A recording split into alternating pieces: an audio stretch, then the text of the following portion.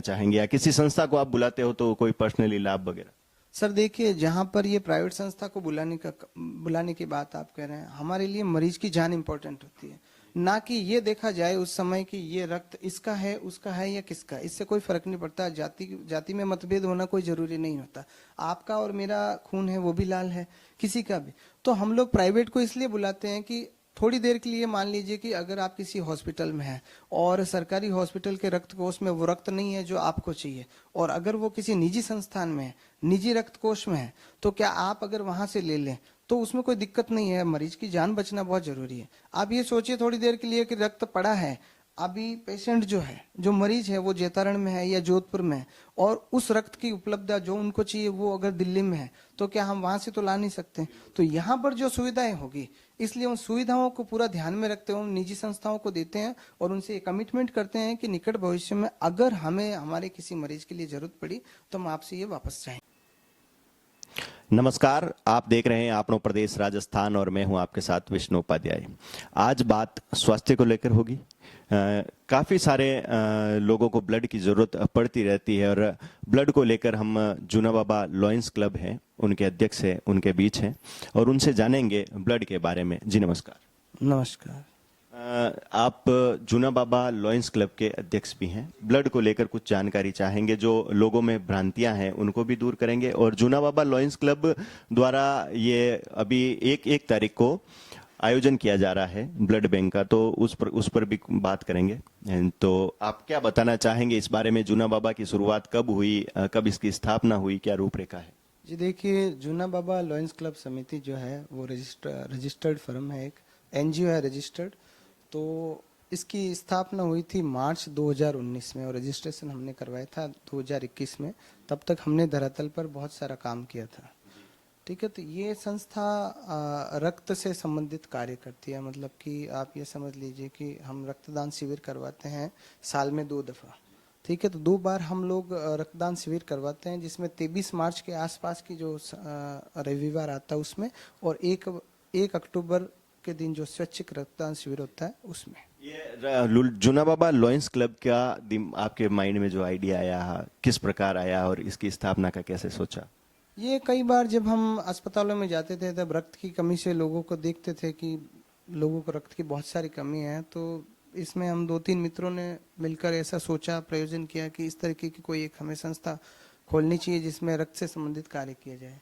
तो उसी से सदप्रेरणा से हमने 2019 में इसकी स्थापना की। अब तक आपने कितने रक्तदान करवा दिए शिविर? शिविर लगभग 10 से 12 हमने शिविर करवा चुके हैं। तो उसमें लगभग 1500-1600 यूनिट हमने एकत्रित किया है और लोगों को दिया है। लोक हितार्थ इसकी शुरुआत आपने की और आगे इसमें कुछ तकलीफें आई या कुछ उलझने आई, या उतार चढ़ाव ये तो होता रहता है, तो उस पर कुछ कहना चाहिए? जी बिल्कुल, तकलीफें बहुत सारी आती हैं। बहुत सारे मतलब ऐसे लगते हैं, आरोप भी लगते हैं कि खून को बेचा जा सकता है, ये हो सकता है, आप अपनी कमाई करते हैं, निजी लाभ भी आपको मिलता होगा, इस तरीके का होता है। लेकिन ये सारी क्या है कि भ्रांतियां हैं। इस तरीके का कुछ नहीं होता है, क्योंकि रक्त कभी बिकता नहीं है और जो बिकता है वो तो ईश्वर जाने। हमारी संस्था इस तरीके का कोई कार्य नहीं करती। जी बिल्कुल। कुछ सवाल है वो जानूंगा, उससे पहले एक बात कर लें कि आप दर्शकों को जूना बाबा लॉयंस क्लब द्वारा जो ये शिविर आयोजित किया जा रहा है उसके बारे में बताना चाहेंगे, कुछ संदेश देना चाहेंगे? फिर कुछ सवाल है। जी देखिए, 1 अक्टूबर 2023 को स्वैच्छिक रक्तदान दिवस है। तो उसमें हम लोग एक रक्तदान शिविर का आयोजन किया जा रहा है जो सिखवाल भवन बस स्टैंड जैतारण उसमें होगा, जो सुबह 9 बजे से 5:30 बजे तक रहेगा। तो किसी भी प्रकार का मतलब अगर कोई रक्तदान करना चाहता है, कोई व्यक्ति जो स्वस्थ है, तो एक बार कम से कम, जो रक्तदान ना करना चाहे तो एक बार आकर देखे कि रक्तदान किस प्रकार होता है। हो सकता है निकट भविष्य में आपको जरूरत पड़े तो करें। ये जो आयोजन है ये स्वर्गीय श्री राम किशोर जी उपाध्याय हैं, उनकी पुण्यतिथि पर होगा ये वाला। बिल्कुल। अब मैं कुछ सवाल हैं जनता का भी है उस पर आना चाहूंगा कि अपन ब्लड देते हैं या कोई भी ब्लड डोनेशन करता है फ्री देता है, और जब कई बार उसको जरूरत पड़ती है तो पैसे देने पड़ते हैं, उस पर क्या कहना चाहूँ? जी देखिए, मैंने आपको पहले भी बताया था कि रक्त का किसी भी प्रकार का कोई शुल्क नहीं होता है। अगर कोई शुल्क लेता है तो वो गलत बात है, पहली तो ये। और अगर इसमें क्या है कि कई प्रकार की भ्रांतियां होती हैं। तो भ्रांतियां ये होती है कि आप कहते हैं रक्त की उपलब्धता, तो देखिए, अगर थोड़ी देर के लिए मान लीजिए, ईश्वर ना करे, अगर आपको रक्त की जरूरत पड़ी बी पॉजिटिव की, अगर वो उस बैंक में, ब्लड बैंक में जहाँ पर आप खड़े हैं वहाँ पर नहीं है, तो वाजिब है कि वो मना करेगा, कहीं और से जाने के लिए बोलेगा। तो उस समय हमें ऐसा लगता है कि रक्त तो पड़ा है, लेकिन वो मना कर रहे हैं, क्योंकि उपलब्धता जिस समय आपको जरूरत है उस खून की उपलब्धता वहाँ पर नहीं होती है, इसलिए ऐसा हमें लगता है। जी बिल्कुल। और जो ये नॉमिनल चार्ज है उस पर आप क्या कहना चाहोगे? वो तो लगता ही है। जी बिल्कुल, देखिए नॉमिनल चार्ज जो है वो सरकार द्वारा निर्धारित होता है, जो लगभग 950 से 1150 रुपए के बीच में है, जो सरकारी संस्था से भी, सरकारी संस्था में अगर जाते हैं तब भी लगता है। और जहाँ पर आपका इलाज हो रहा है, मरीज का इलाज हो रहा है, अगर आप वहीं पर अगर रक्त को शेयर वहीं से अगर आप लेते हैं तब तो कोई शुल्क नहीं होता है।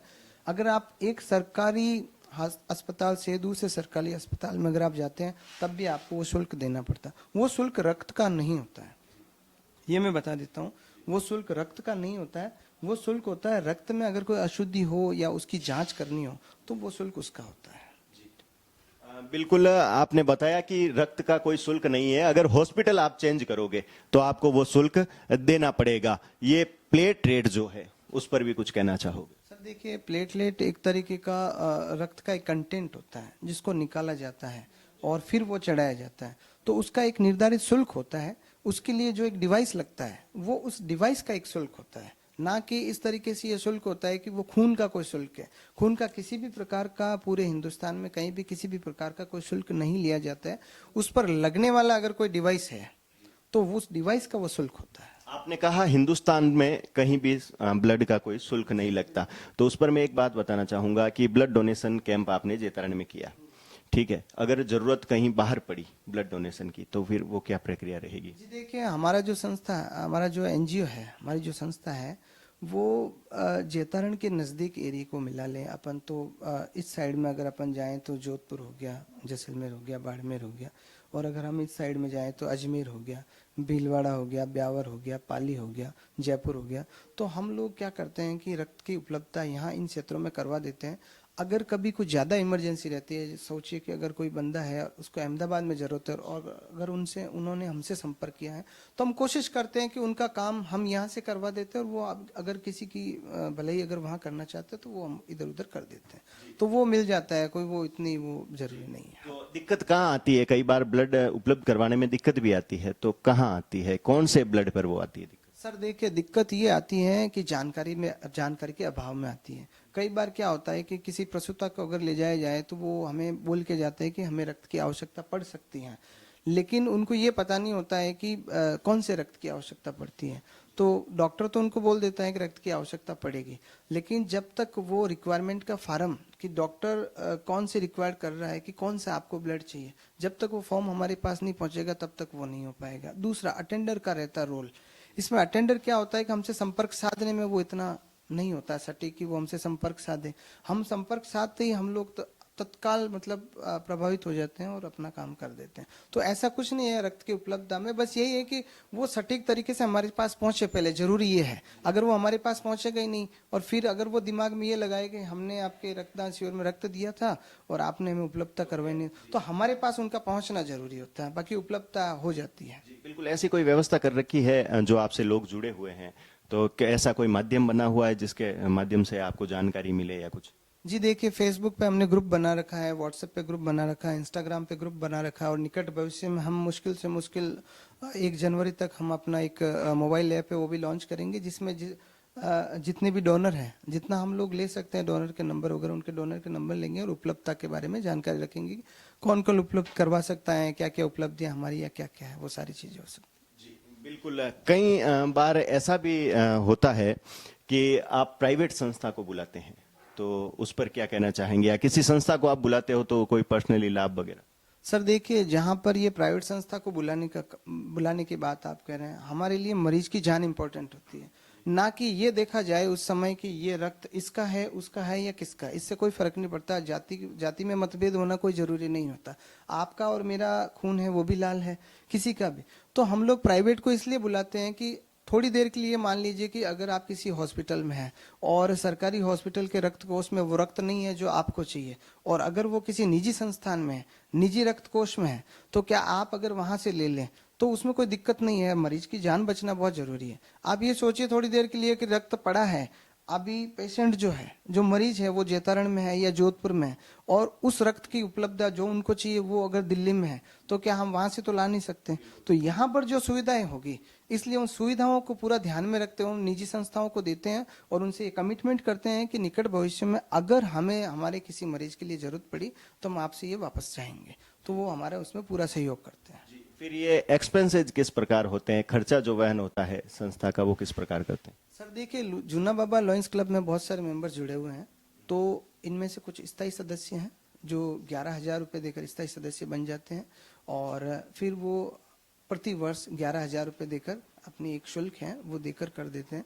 और इसमें ATG 12A का रजिस्ट्रेशन भी है तो टैक्स में भी छूट मिल जाती है।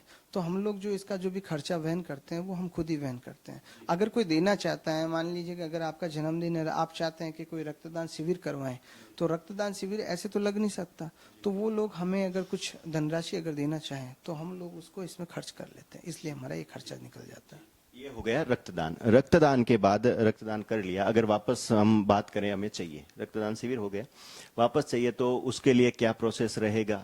कोई कार्ड वगैरह या ऐसा कुछ बना? जी देखिए, इसमें हम एक सर्टिफिकेट देते हैं और एक कार्ड का प्रावधान होता है, जो कई बार बन जाता है तो ठीक है, नहीं बनता है तो भी ठीक है, उसमें कोई वो फर्क नहीं पड़ता है। हम लोग ये, हमारे पास में पूरी जानकारी है कि किसने रक्त दिया और किसने रक्त नहीं दिया, वो एक तरफा हो गया।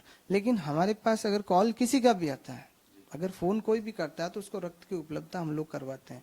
इसमें जो कार्ड होता है सरकारी नियमानुसार उसका 6 महीने का रहता है, जो NGO भी दे सकता है और ब्लड बैंक भी दे सकता है। 6 महीने में आप पूरे हिंदुस्तान में कहीं पर भी उसको दिखा के रक्त ले सकते हो। अगर कभी परेशानी आती है तो हमसे संपर्क करते हैं, हम उनको बताते हैं कि भैया इन्होंने रक्त दिया, इनको रक्त की आवश्यकता है। ये भी जरूरी नहीं है, ये भी मैं आपको बता देता हूँ, ये जरूरी नहीं है कि अगर किसी ने रक्तदान किया है तो रक्त सिर्फ उसी को मिलेगा। रक्त हर किसी को मिल सकता है, बस संभवतः मिलना जरूरी है। ये कार्ड का जो प्रोसेस है वो सिर्फ रक्तदान करने वाले को ही मिलेगा, कार्ड अदर को नहीं? जी बिल्कुल, जो जिसने रक्तदान किया कार्ड उसी को मिलेगा। कार्ड जारी करने वाला NGO और ब्लड बैंक हो सकता है। तो इसका प्रोसेस 6 महीने का रहता है। उसके बाद अगर इसको रिन्यू करवाना हो या इसका आगे का क्या प्रोसेस रहता है? सर देखिए, सरकारी नियमानुसार तो रिन्यूअल करवाना संभव नहीं है, या होगा मेरी पूरी जानकारी में नहीं है। लेकिन हम ये चाहते हैं और हमारा जो सिस्टम है वो ये है कि चाहे किसी बंदे ने हमारे यहाँ पर रक्तदान किया या नहीं किया, उससे फर्क नहीं पड़ता।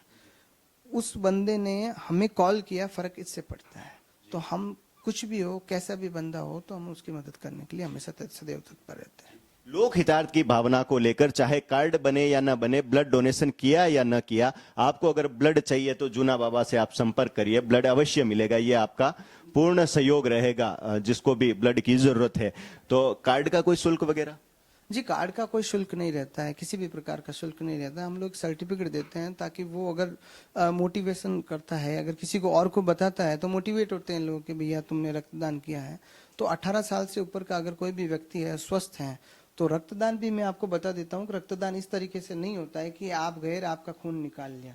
आपका स्वस्थ होना जरूरी है, आपकी प्रॉपर नींद का होना जरूरी है, आपने प्रॉपर मील लिया हुआ वो जरूरी होता है। ये सारी चीजें देखने के बाद ही डॉक्टर आपको इसके लिए रिकमेंड करते हैं कि आप रक्तदान कर सकते हैं। ऐसा नहीं है, ये इस तरीके की जो भ्रांति होती है ना कि हम जाएंगे हमारा रक्त निकाल लेंगे, ऐसा संभव नहीं होता है। जब कहीं रक्त की जरूर आवश्यकता होती है और साथ में रक्तदाता भी हो, अगर वो अपना रक्त देके एक्सचेंज करवाना चाहे तो वो क्या प्रोसेस है? जी देखिए, इस तरीके का प्रावधान जो है, ये इस तरीके का प्रावधान नहीं होता है कि आप गए, आपका रक्त ले लिया, दूसरा ले लिया, इस तरीके का कोई प्रावधान नहीं होता है। सिर्फ यही होता है आपको रक्त की आवश्यकता है तो देखिए, आप इसको इस तरीके के समझिए कि अगर हम ब्लड बैंक से सिर्फ रक्त लेने की ही कोशिश करेंगे, बार बार लेते जाएंगे, और अगर थोड़ी देर के लिए सोचिए कि अगर एक तो रक्त कोष की जो लिमिट है वो 100 यूनिट की है, सपोज करिए थोड़ी देर के लिए 100 यूनिट की उसकी है कैपेसिटी। अब अगर आप 100 यूनिट की कैपेसिटी के बाद में हम लेते जाएंगे तो आउटपुट तो पूरा निकल रहा है, इनपुट आ नहीं रहा है। तो इसलिए ये एक प्रावधान बनाया गया है कि भैया आप लोग रक्तदान कीजिए, रक्तदान करने के बाद में जब रक्त कोष पूरा भर जाएगा तो वापस से लोगों को मिलना शुरू हो जाएगा। आप सोचिए 100 यूनिट के बाद क्या होगा, 100 यूनिट खत्म हो गए, फिर क्या वो बंदा मना नहीं करेगा? तो मना तो करेगा ही करेगा। तो इसलिए हम लोग ये चाहते हैं कि भैया कोई भी हो तो वो रक्तदान जो करता है बंदा, वो रक्तदान जो कर रहा है रक्तदान, वो ये भी उपेक्षा रखे, अपेक्षा रखे कि भैया ये भी भरा हुआ होना चाहिए। आप सोचिए कि रक्त किसी भी फैक्ट्री में बनाया नहीं जा सकता। हम ऑर्गन तो ये सोचिए थोड़ी देर के लिए कृत्रिम आंख लगा दी, कुछ भी लगा लिया, प्लास्टिक सर्जरी हो गई, लेकिन कोई रक्त तो इस तरीके का कोई केमिकल में लाल पानी घोल के मिलाने के तो बनने से रहा। तो इसलिए ये प्रावधान है।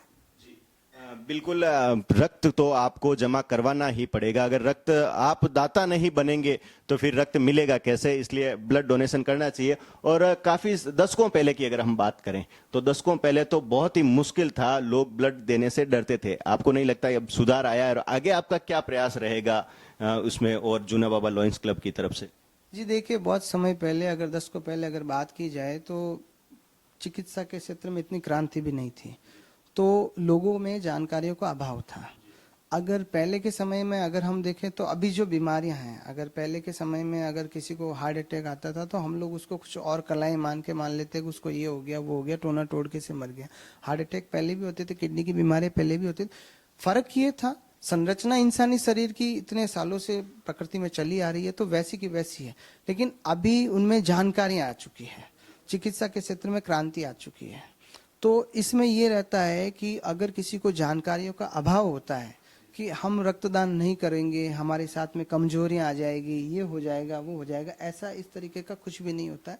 ये सिर्फ एक मिथ्या भ्रांति है और कुछ नहीं है। अब जो आप 10 को पुरानी बात कर रहे हैं तो उस समय उन लोगों को जानकारियों का अभाव था, चिकित्सा के क्षेत्र में क्रांति भी नहीं थी। अब चिकित्सा के क्षेत्र में भरपूर क्रांति भी है, तो इस वजह से लोगों में जागरूकता है। फिर एक दूसरे को जब देखते हैं कि हाँ, खून वास्तव में फैक्ट्री में तो बनाया नहीं जा सकता, इंसान ने अपनी सुख सुविधाओं के लिए हर प्रकार के साधन निर्मित कर लिए लेकिन खून को बना नहीं पाए अभी तक। तो इसलिए ये तो एक दूसरे की मदद करने से ही होगा। और हम हर 3 महीने 4 महीने में एक बार खून दे सकते हैं, इससे कुछ भी नहीं होता है। मैंने तकरीबन 15-20 बार खून दे चुका हूँ, मैं बिल्कुल स्वस्थ हूँ, मुझे कोई किसी भी प्रकार की दिक्कत नहीं होती है। कोई बोलते हैं कि खून देने के बाद में थकावट होती है, ये होती है, ऐसा कुछ भी नहीं होता। अगर होता है तो आपने जानकारी छुपाई है, आपने मतलब भूखे रहकर अगर आपने खून दिया है या प्रॉपर नींद लेकर नहीं दिया खून, तो उस समय होता है। और अगर ऐसा होता भी है तो ये इसको ज्यादा सीरियस ना लें, ये छोटा हल्का मुल्का सा अगर कोई चक्कर आता है किसी को तो वो अपनी लापरवाही से आता है, इसलिए ऐसा कुछ नहीं होता है। बिल्कुल, युवाओं को कुछ संदेश देना चाहेंगे जूना बाबा लॉयंस क्लब के माध्यम से, अपना एक मैसेज कुछ छोड़ना चाहेंगे हमारे दर्शकों को? जी देखिए, मैं प्रेम प्रजापति, अध्यक्ष जूना बाबा लॉयंस क्लब समिति जैतान, आप सभी युवाओं से, बुजुर्गों से, सबसे मैं निवेदन करता हूं कि अगर आप स्वस्थ हैं और किसी की सद्प्रेरणा से, सद्भावना से, सच्चे मन से अगर आप किसी की मदद करना चाहते हैं तो रक्तदान से बड़ा दान कुछ भी नहीं है, क्योंकि रक्तदान को महादान की श्रेणी में गिना गया है। तो आप रक्तदान करके एक नहीं, आप हजारों जिंदगियां बचा सकते हैं। रक्तदान एक इस तरीके का दान है कि इसको अमूल्य दान गिना गया है। आप कितनी भी कोशिश कर लो, एक बूंद रक्त की आप अभी तक कोई भी निर्मित नहीं कर पाया, तो आप सोच लो कि ये कितना अनमोल है। इस अनमोल जो आपके पास में जो है, ये अनमोल द्रव्य है, इसको ये समझ लीजिए कि ये एक तरीके का अमृत है, एक शरीर का अमृत है। इस अमृत को आप नष्ट ना कीजिए और इस अमृत को आप दान कीजिए। ये आप ये सोचिए थोड़े समय के लिए कि हमें 3 महीने 4 महीने में, 4 महीने में भी अगर आप एक बार अगर आप रखते हैं, एक बार अगर आप रखते हैं, अगर रक्तदान करते हैं, तो आप ये सोच लीजिए कि आपने कम से कम 6 जिंदगियां बचा चुके हैं। तो कम से कम ये जिंदगी बचाने का काम कीजिए, हेलमेट लगाइए, स्वस्थ रहिए। जो खून सड़कों पर बह रहा है उसको किसी के नसों में दौड़ने दीजिए। बिल्कुल, आपका कहना सही है कि सुरक्षा का भी ध्यान रखना चाहिए, हेलमेट भी लगाना चाहिए। अगर आप बाइक चला रहे हो तो ये रक्त अगर हम डोनेट करके किसी और की जिंदगी भी हम बचा सकते हैं। ये थे हमारे बीच में जूना बाबा लॉयंस क्लब के अध्यक्ष प्रेम जी प्रजापत। आपनो प्रदेश राजस्थान से मैं विष्णु उपाध्याय, कैमरामैन कृष्णा वैष्णव के साथ।